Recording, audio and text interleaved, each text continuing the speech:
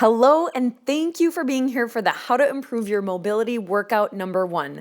I'm Katie Hunt, your ACSM personal trainer. For our first exercise of 10 reps of a reverse lunge and shoulder circle, you're going to need a chair. Stand at the edge of the chair, hinge forward from your hips, soft bend at your knees. Step your left leg back into a runner's lunge and sweep the left arm up and around, following it with your eyes. Step your feet back together, trade hands on the chair, step your right leg back, and sweep the right arm up and around. Count each one on each side and go all the way to 10. Move at your own pace on this. This is an awesome mobility drill because it hits your ankles, your hips, your upper back, and your shoulders all in one. If you are not feeling much on this one, you could also try using something that's lower to the ground. So maybe a ball or 2 stacked yoga blocks so that you're not quite as high as the chair that I'm using.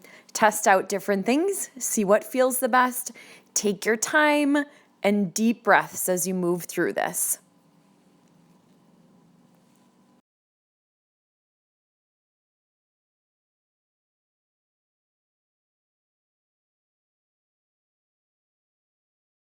Fantastic. Let's move on to wall slides. So you're going to need an area of the wall where you have some room to move your arms overhead.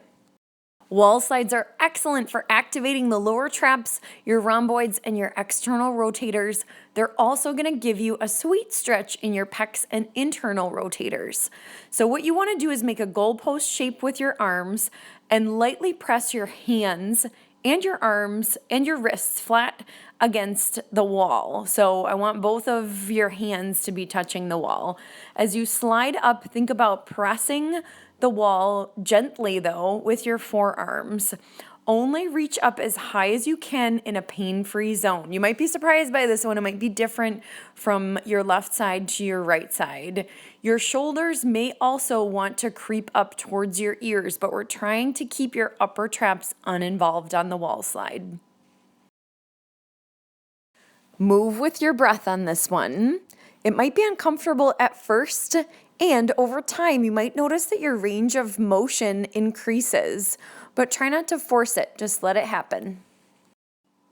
When you finish your 10 reps of the wall slide, let's move on to a 2-minute couch stretch. So I'm going to use a wall, but you could also use your couch to rest your foot on. Make sure there's cushion under your knees. We're going to begin in a tabletop position. Brace your spine so that this doesn't travel towards the upper half of your body. We're really working the hip here.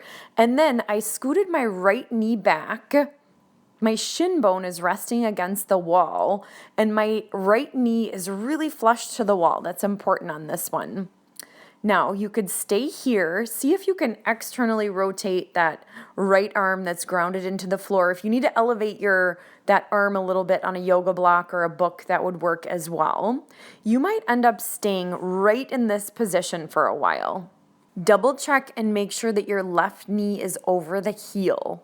If this is super uncomfortable, do not go any further, and maybe you bring that left knee back down to the ground where we started. Breathe as deep as possible here. If there's any inability to control your breathing or shaking or you're sweating through your clothes, back off a little bit. You don't need to overdo it. If that first position wasn't enough for you, you could also raise your torso like I have here. Watching the breath again, make sure it doesn't become ragged. Slow and steady really wins when we're working mobility. Make sure that back leg, so the right foot hasn't dropped off to one side or the other. And we've been here quite a while, so I'm going to have you slowly back out of that position. So first bring your torso down towards the ground, hands rest on the ground, and then shift yourself away from the wall. Take a breath or two, and we're going to switch sides. So come back to that tabletop. Again, brace your spine, find your center, lengthen out, and then scoot your left knee back against the wall. Notice my my left shin is perpendicular to the floor.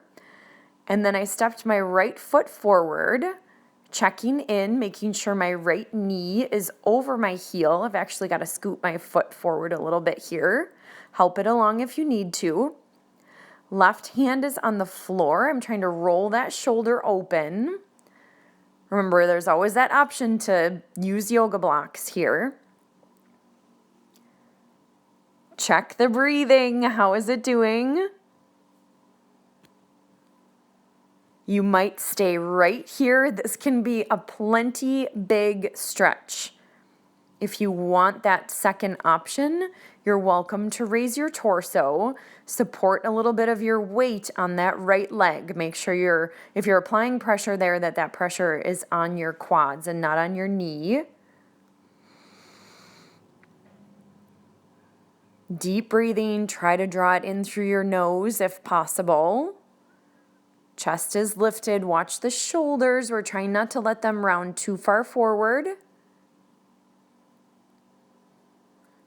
This is our hip extension exercise.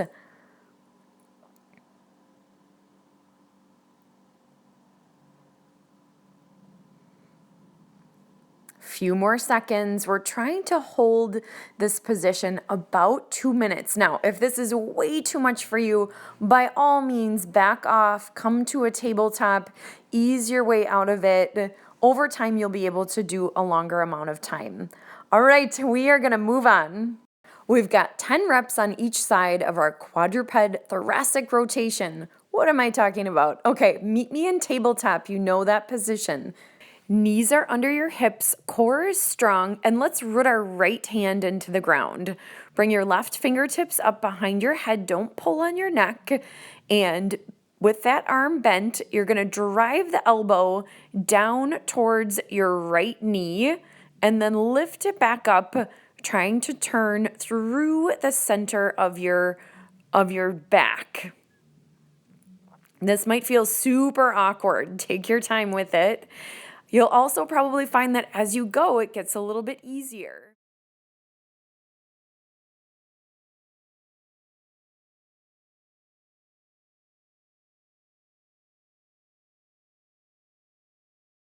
Continue to work your way all the way up to 10 and notice how still your lower back is staying. So when we say thoracic, we're trying to move again through that mid-back area. Sometimes it helps me to think about my ribs. This is a great space to open up because it's also going to help you with your breathing. All right, let's switch sides when you get to 10. So now your left hand is rooted into the ground.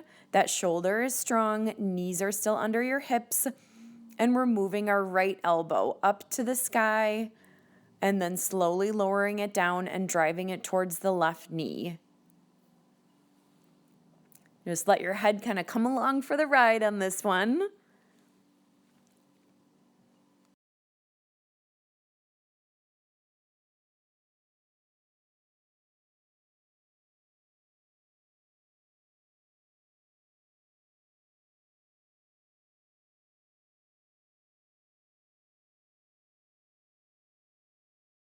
Enjoy your last rep or two, breathing deep, feeling that range of motion expand. And here's a quick demo of an option if this aggravates your shoulder. You could always keep one hand behind your back. All right, last exercise. Let's come up on our feet. We're going to do a side lunge with an overhead reach.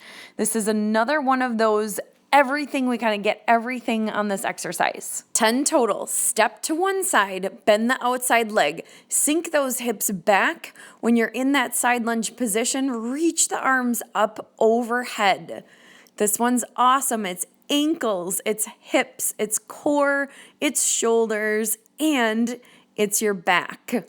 All of those areas get their mobility worked on this exercise. We're doing 10 total. Try to keep your chest lifted. You're going to get the depth by sinking your hips back and bending your outside leg, not by dropping your chest closer to the ground. Only raise your arms up as high as you can where it's pain-free. That might even be just hands right out in front of your shoulders. Work in your space. Again, All of these exercises will improve over time. On that side lunge, remember, keep your heel on the ground and sit back towards the wall behind you. That's going to protect your knee. All right, how did you do? Did you make it all the way through? Give me some knuckles. Well done. I'm so glad you worked on your mobility with me. I'll see you at our next workout.